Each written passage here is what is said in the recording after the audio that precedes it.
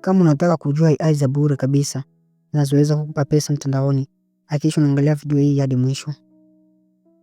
Hii ni affiliate marketing, lakini hivi karibuni utaanza kuitwa hata Smart Tech. Kwa hiyo kwa tayari. Twende. AI ya kwanza ni ChatGPT. Unapataje pesa?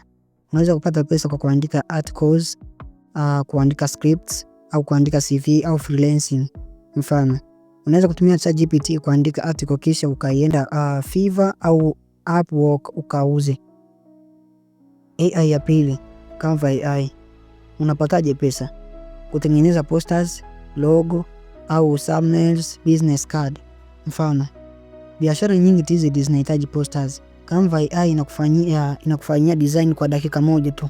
Hii ni nzuri kama unahitaji kuwa designer na unaweza kupata pesa kwa kufanya kazi kwa urahisi sana, kwa sababu AI inakwenda kusaidia kazi hapa kwenye kudesign posters.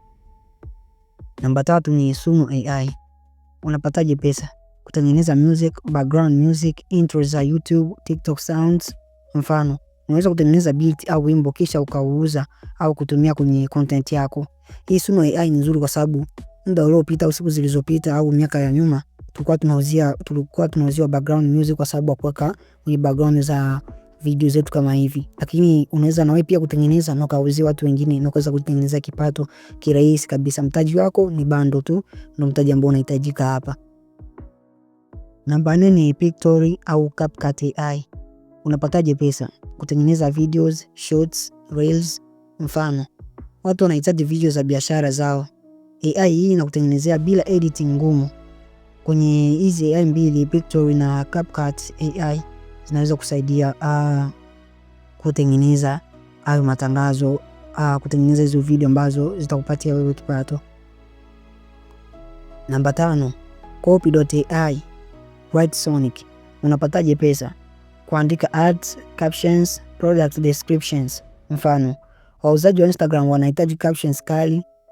Hapa AI inaweza kusaidia kuandika hizo description, hizo caption. Kwa mfano na biashara yako unataka kuiuza, ili kuvutia wateja lazima uwe na maneno ambayo yanavutia mteja.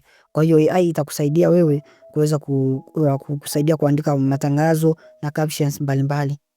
Onyo muhimu, AI haitoi pesa yenyewe. Ni jinsi unavyoitumia ndio inaleta pesa. Kama umejifunza kitu, like, subscribe kwa Tech Kali kila siku.